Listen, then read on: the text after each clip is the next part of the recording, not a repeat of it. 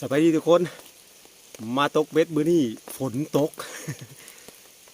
สถานที่เขาก็เฮ็ดได้ซั่นนี่แหละเอาผ้ากันฝนเท่านี้แหละมากางเฮ็ดบ่อนนั้นขังฝนไว้พอได้บ่อนปั่นเหงื่อนะโอ้ยมื้อนี้ฝนตกลิ้นเลยพี่น้องเด้อเอาติดตามมากันทุกคนมื้อนี้ว่าสิมาหรือบ่ก็อยู่ในสายเซจำพรนี่เนาะยังอยู่ในวังหนองบัวอยู่ต้องไปใส่บ่ทันได้รอแถววังหนองบัวนี่ก่อนเนาะโอ้ยมื้อนี้ฝนตกลิ้นพี่น้องพายุเข้าลองเบิ่งว่าเฮาสิได้โตหรือบ่มื้อนี้เอาติดตามมากันเด้อทุกคนเด้อลุยกันเลย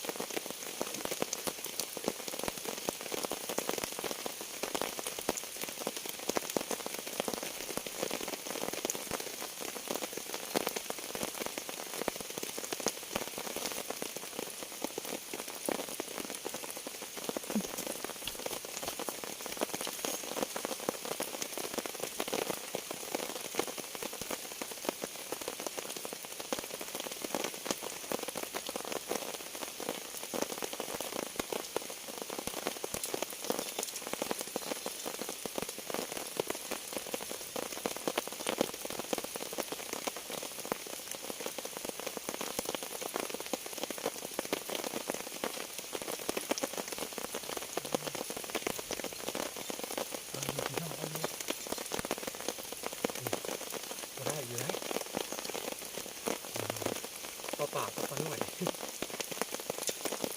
คนทุกกระเข่าอยู่คนทุกกระเข่าอยู่คนทุกกระเข่าอยู่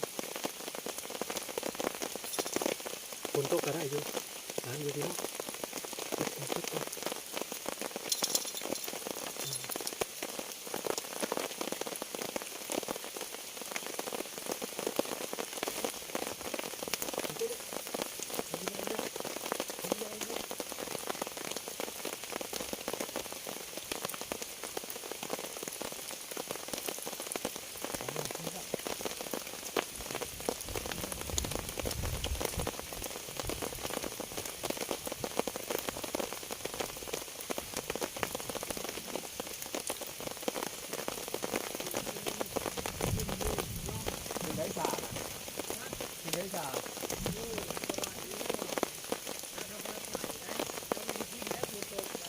ไม่ได้ฮักกะโลงบ่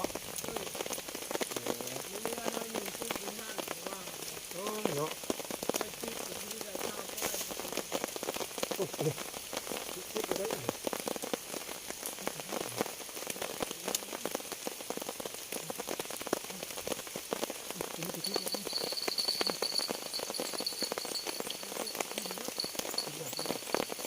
นั่งขาเฮ้ยเกิด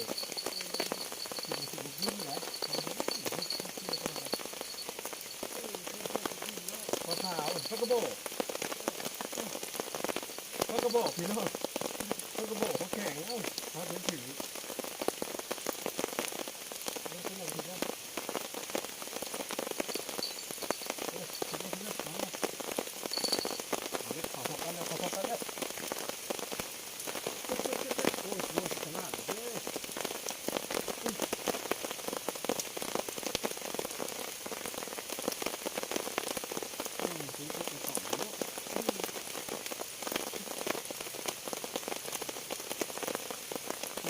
สมอยตกใจอยู่ไหนที่เจ้าก็เขา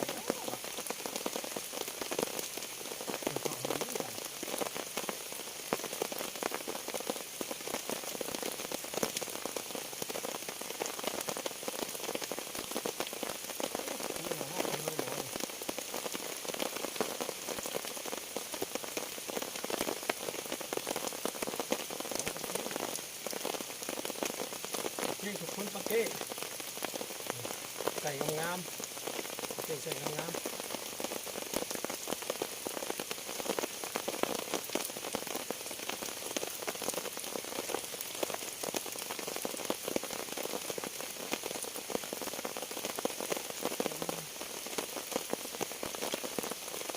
นี่มาคือปฏิภาณกันขึ้นไปฝุ่นแล้วจะวางเท่าไหร่โอ้ย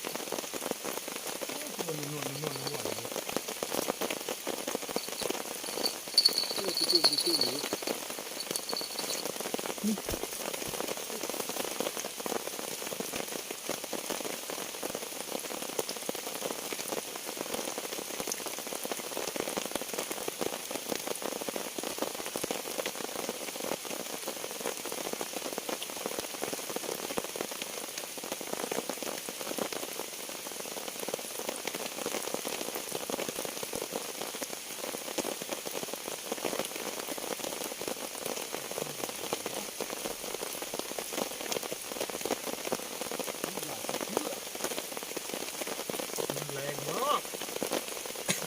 ตัวแค่เนี้ยโอ้โหเอาเบ็ดจนพุ่งไหมนี่อย่างนี้เพิ่นเลย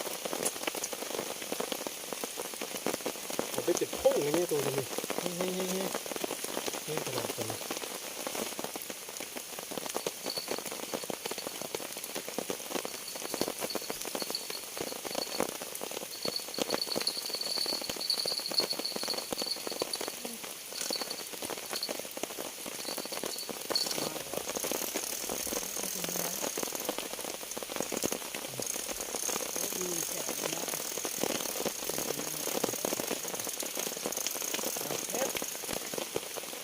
เนี่ยเป็นหนึ่งก้า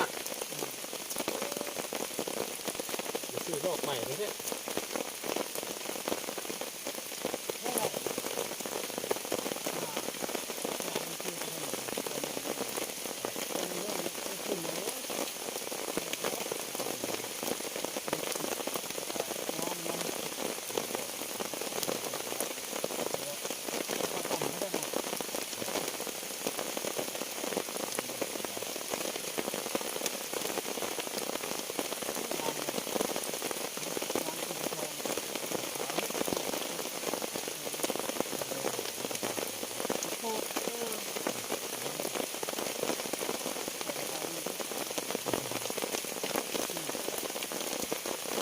ปลาขะแยงหรือปลาคันสะคือ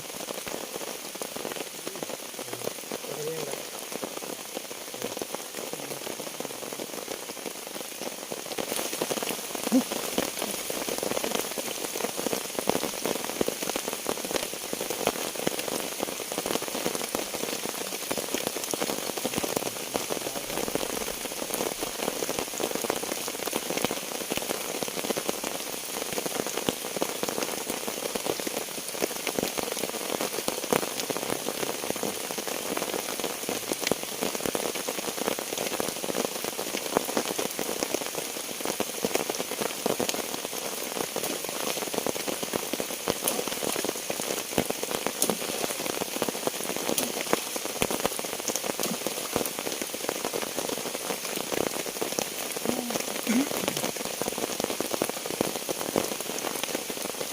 มือนี่บ่ไหวแล้วพี่น้อง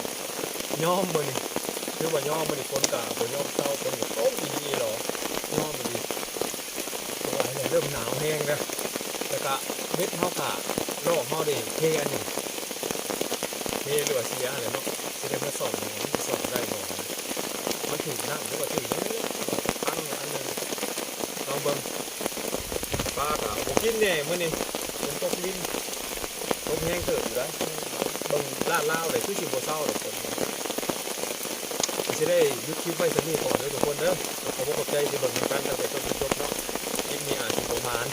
อาจสิบ่ได้โชว์ให้เห็นว่าสิได้ปลาใหญ่ที่เราผมบ่เห็นหลังแล้วเอารอบหน้าพบกันใหม่ทุกคนขอขอบใจหลายๆ